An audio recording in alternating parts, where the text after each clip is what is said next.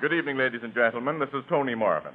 Every week at this time, the Anchor Hocking Glass Corporation of Lancaster, Ohio, and its more than 10,000 employees bring you another adventure of Casey, crime photographer, ace cameraman who covers the crime news of a great city. Written by Alonzo Dean Cole, our adventure for tonight, Wedding Breakfast.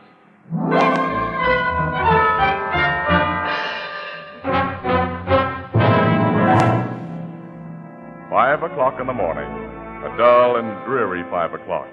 In the big Morning Express building, an elevator halts at the floor of the photography department, and...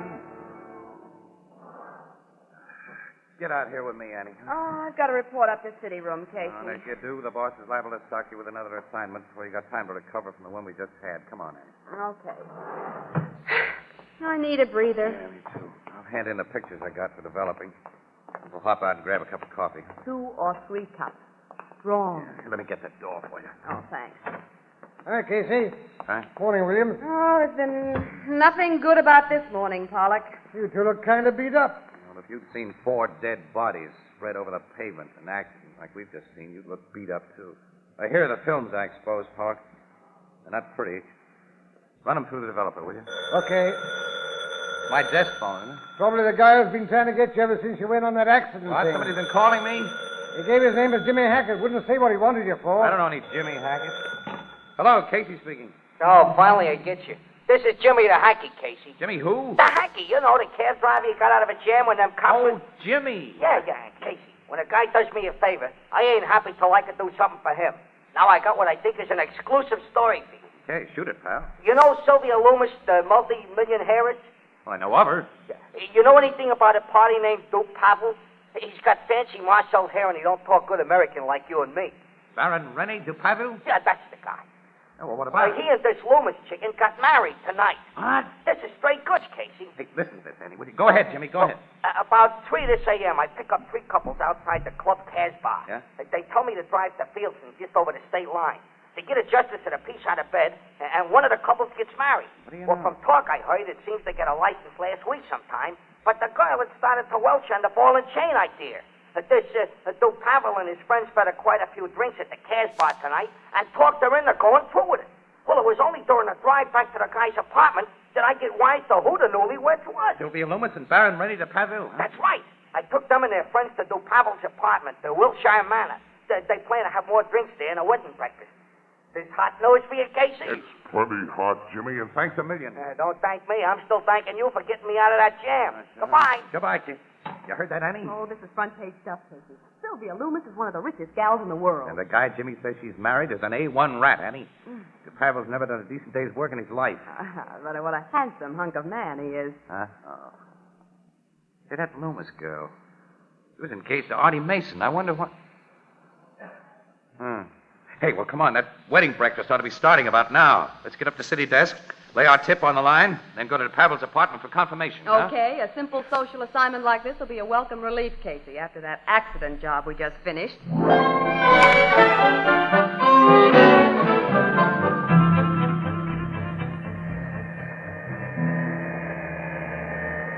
We got a lucky break, Casey. If that elevator man hadn't been enjoying a nap, we'd never have gotten up here to do Pavel's apartment unannounced. Not in a swanky joint like this. Oh, did you press the third floor button? Yeah, here we are.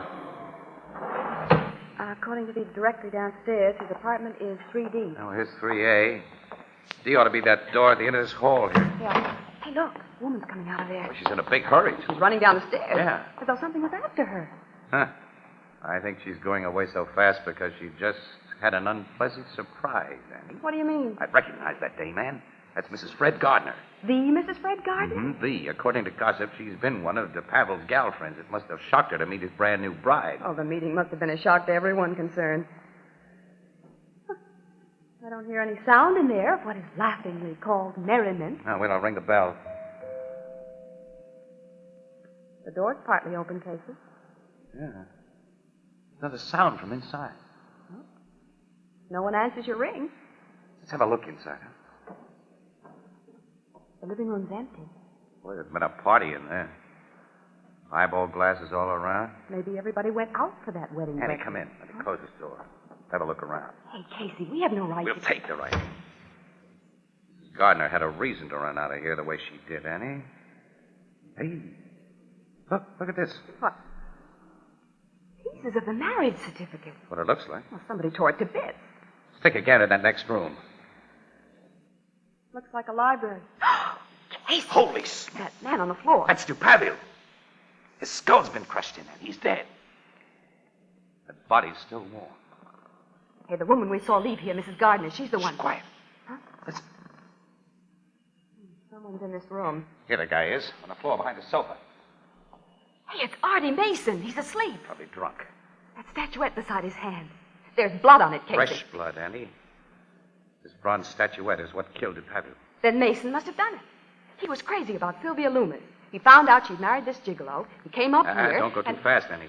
Don't forget Mrs. Gardner, and don't forget the bride. Sylvia, yeah. Hey, come on back to the library. There must be a phone in there, and I'll call City Desk. Give the cops a ring afterward. They may be interested. Well, just as soon as I get my story in. Oh, there's the phone. Uh-oh. You won't call on that. Oh, the wire's been yanked Find out. a telephone outside, Annie. Oh, will you? right. I'll take the car and find a phone and come back here with a cop. Right. While you're doing that, I'll make with a camera here. Okay, I'm on my way. All right, I'll lock the door behind you. Nobody else can walk in like we did. Well, I'll come back as soon as I can and ring the bell. All right, so long. What a beautiful front page picture this is going to make.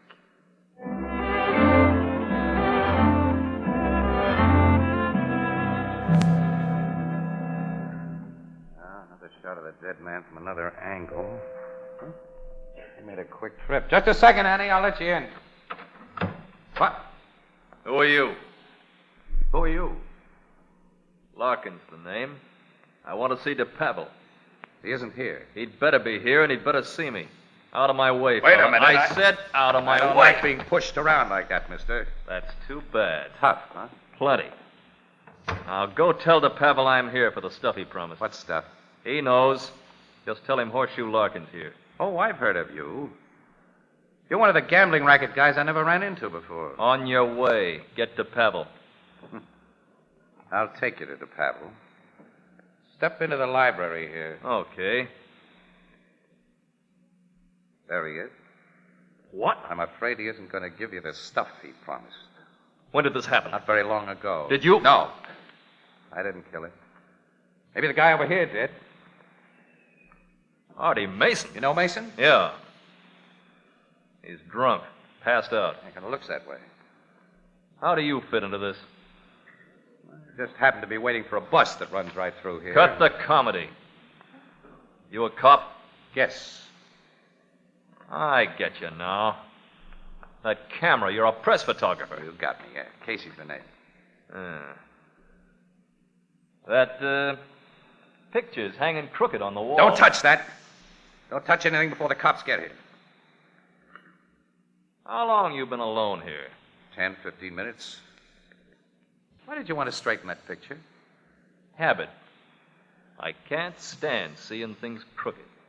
That's coming from you as the makings of a joke. Yeah. You think Artie Mason bumped off to Pavel? I'm keeping an open mind. You sent for the cops, of course. Yeah? I'll wait for them. I'm interested in what they'll have to say. Yeah, and they'll be interested in what you'll have to say. Mister, I've got an alibi. Shh, quiet. Huh? I heard something like a door. Somebody else in the joint? The kitchen. I'm going out and see. I'm coming with you. Who are you and what are you doing here? I beg your pardon. You heard me. Oh, I know this guy, Casey. His name's Waldo. He's Pavel's servant. I'm Baron Pavel's man, Mr. Larkin. How did you get in here? When? I left myself in the service door there just a few moments ago. Reporting for work? Yes, sir. Isn't this kind of early? Well, the Baron telephoned me about an hour ago and said he wished me to prepare a special breakfast. Oh, yeah, that checks. If you permit me, sir. Who are you and why do you question me? Step into the library and I'll show you why. Well, just a moment while I replace this dish of dog food in the refrigerator. I'd just taken it out when Dog food? For the Baron's spaniel. I haven't seen any spaniel. Oh, he's there in the butler's pantry, sir. Oh, yeah, I see. He's the world's lousiest watchdog. Hadn't been a yap out of it. He's very old and sick. Yeah, he looks it. Come on in the library. Don't touch anything. Don't touch Says it. the reason why. The Baron, he... Oh, what has happened? Kind of plain, isn't it, Waldo? Is he dead? Completely. There's the guy behind the couch. You finished him off. Mr. Mason. You know him, huh? He came here last week, and he threatened the Baron. Threatened him? Yes, sir. I heard him say that if Baron de Pavel didn't keep away from Miss Loomis, he'd kill him. That does it, Casey. Mason's a killer. Doesn't sound too good for the guy, Larkin, but I'm still keeping an open mind. Answer that doorbell, will you, Waldo? Yes, sir. I think a lady rang it with some cops.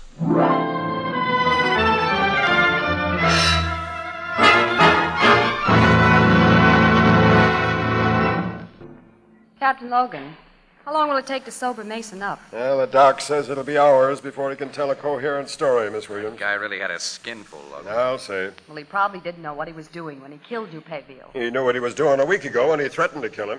I want to know just how Mrs. Gardner fits into this picture. What made the bride do a fade-out? What happened to the 4 wedding guests who were here? So do I want to know all about that, Casey, and my men are working on those angles right now. I also want to know more about Horseshoe Larkin's part in this thing. I put him and that valet under guard in one of the bedrooms. Come on. Captain Logan. Yes, Sergeant?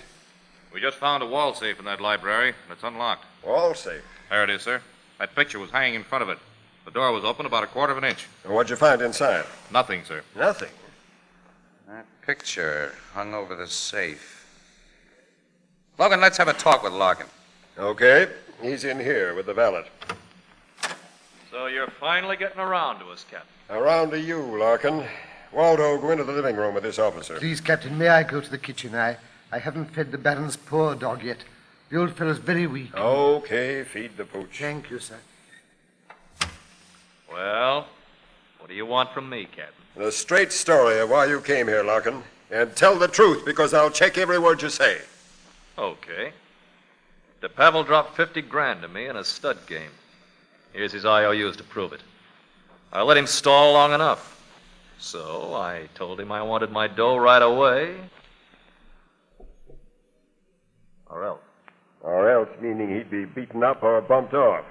Why, Captain, how you talk.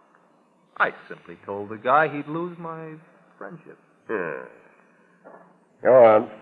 He called me up yesterday and asked would I accept a pearl necklace as a pledge until he could redeem it for cash. A pearl necklace? Yeah, he said it was worth 75 G's. I said it was a deal and I'd be here for it this morning. I came here and you know the rest. Did he tell you where he was getting that pearl necklace? I don't ask guys personal questions like that. And he said he had the necklace. Captain, have you cops come across it? There's no pearl necklace here. Of course, you took a look in his wall safe. You know he had a wall safe? Sure, I saw him get dough out of it to pay all the debts he owed me. You wanted to straighten that picture a while ago because you were interested in the safe behind it. Huh? That's right, Casey. But I guess de Pavel was lying to me about having them. And I lose 50 grand. I can't collect from him now. You've told a fairly smart story, Larkin. It makes you seem to have had an interest in keeping de Pavel alive. And we'll check plenty on you just the same, Larkin. Sergeant? Yes, Captain? I want you to search this man thoroughly. Then give that valet Waldo the same kind of going over. I want their home searched, too.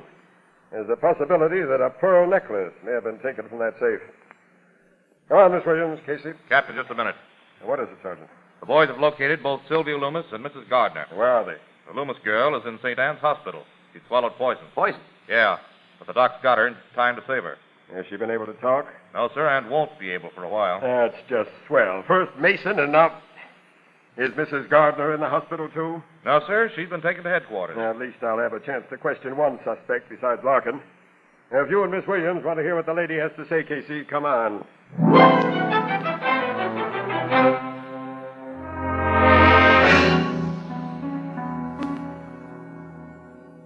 Believe me, Captain, René Dupavi was dead when I came into his apartment this morning. I swear he was. All right, now, just take it easy, Mrs. Gardner, and start from the beginning.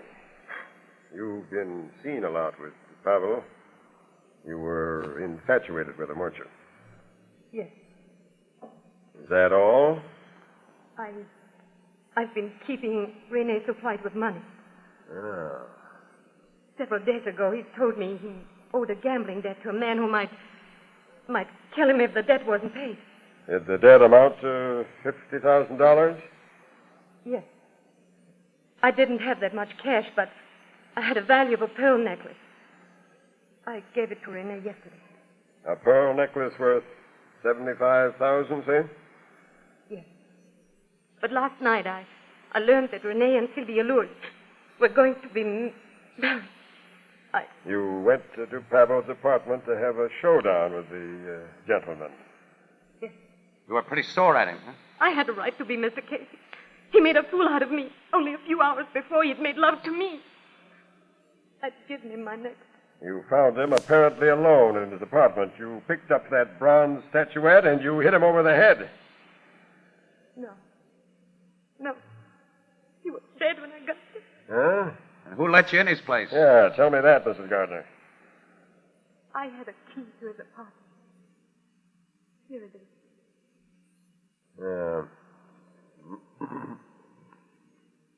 What'd you do after you saw Pavel's dead body? I rushed out of the place. These newspaper people saw me leave. Mrs. Gardner, did you recover your necklace before you left? Can you believe I'd even think of the necklace after I saw Renee lying in his own blood, Mr. Casey? Lieutenant, you take over. If she changes her story in any vital detail, let me know. I'll talk to you later, Mrs. Gardner. Come on, Miss Williams, Casey. My guys should have rounded up the rest of the suspects by now.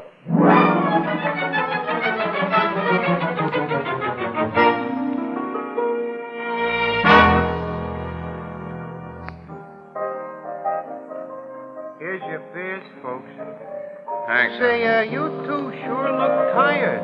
Yeah. Miss Williams and I feel all beat up, pal. Oh, I'll say we do. It's almost midnight, Ethelbert, and we started on this case at 5 this morning. Anything new on it? Mason finally talked. So did Sylvia Loomis. And the wedding guests told their story. What'd they say? Well, it boils down to this, Ethelbert. Huh? By the time the wedding party reached Pavel's place, they'd all sobered up a bit and they were all tired. After Pavel telephoned this guy Waldo to come in and whip up a breakfast, the guests all reneged on the whole idea and decided to go home, which they did. And according to Sylvia, she and DePavel were only alone about 10 minutes when Mason appeared. Lit to the eyes, too. Someone had tipped him off about the marriage, and he spilled DePavel's setup with Mrs. Gardner to Sylvia, the new bride. And when she learned that her new husband had been palsy-walsy with Mrs. Gardner only a few hours before the wedding, she blew up and tore up her marriage certificate and, well, this is her story, ran out of the place, went home, and swallowed poison. She left Mason alone with DuPavel? Yeah. So she says. She also says Mason had passed out cold by that time. Sylvia may have done it while Mason was blacked out. Mason may have snapped out of his blackout after she left and done it. Or Mrs. Gardner may have done it. Gee, who done it? Well, you give us the answer, pal. How about Horseshoe Lock? No, his alibi stood up 100%. And the pearl necklace has completely disappeared. Oh, let's forget it, Annie. I'm going to fall asleep on my feet if I don't go home and hit the feathers. Come on, baby. I'm more than willing. Good night, Ethelbert. Here's the beers, pal. So long, kid. Good night.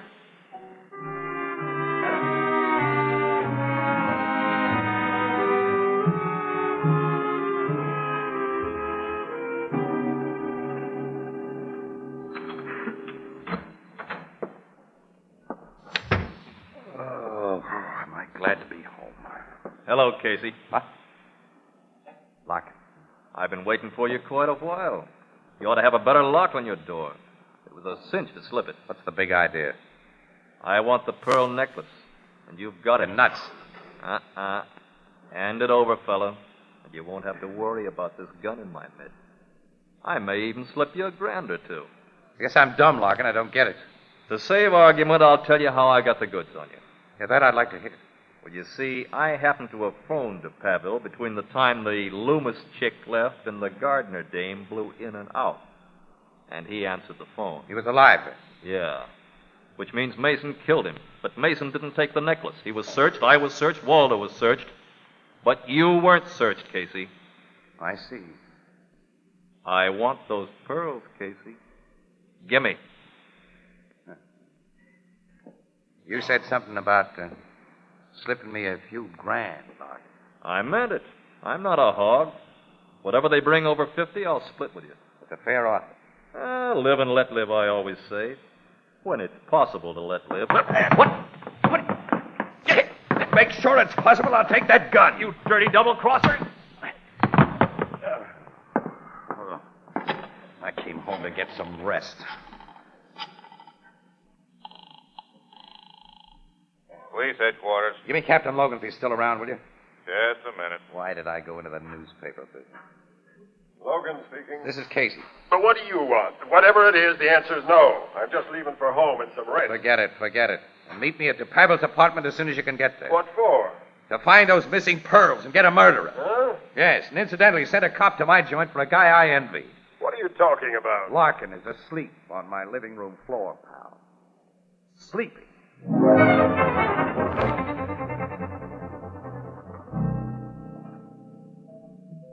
Doorbell, Logan. Sergeant Flanagan will answer.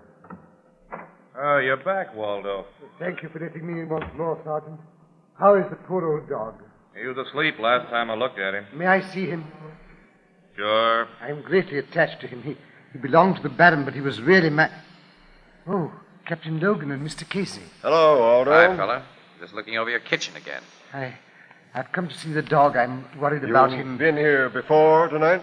Yes, the poor old fellow is so weak. If he isn't looked after... Look after him, Waldo. Thank you, sir. Oh, he's still and cold. I think he's dead. Really? Poor old fellow. The spaniel's dead, all right, Logan. Yeah. Too bad. Gentlemen, perhaps I'm unduly sentimental, but may I take him with me and bury him decently? Why, certainly, Waldo. Thank you, Captain. After an autopsy is performed? Autopsy? It's a rule where a crime has been committed. I never heard of that rule. Oh, very well, gentlemen. I'll call for his body later. Good night. You're not leaving, Waldo. Not until you talk. What's the meaning of this? Let me go. Talk, Waldo. Talk. I don't know what you mean. You came into this apartment by the service entrance as Sylvia Loomis was telling to Pavel off. You saw your chance and made your plan. You hit DuPavel with that statuette, thinking Mason would be playing. You'd just gotten the necklace when Mrs. Gardner let herself in. You hid in that butler's pantry. When Miss Williams and I came in, you were stuck there, right? The old dog offered you an out, you thought. You mixed the pearls in the ground meat prepared for that spaniel. You fed it to him right under our noses. After putting in some roach poison you had in his kitchen. And then you posed as a dog lover while waiting for him to die so you could walk out with his body and the pearls. Right, Waldo? Yes. It was just as you say. Take me to jail, gentlemen. I'm very tired. You're tired. Are we tired?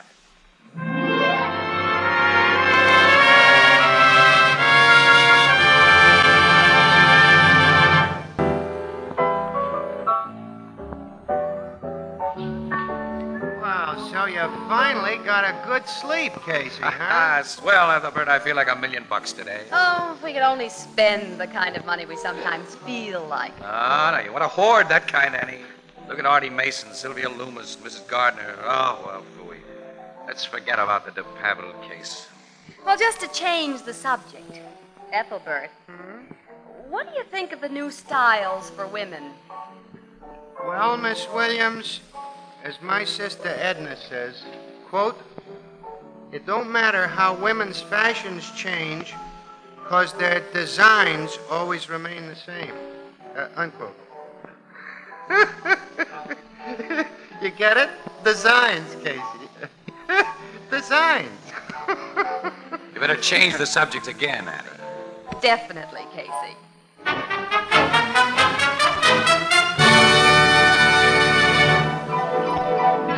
Crime Photographer, starring Stotts Cotsworth as Casey, is brought to you each Thursday by the Anchor Hocking Glass Corporation, makers of Fire King oven glass, Anchor glass containers, Anchor caps and closures. All products of Anchor Hocking, the most famous name in glass.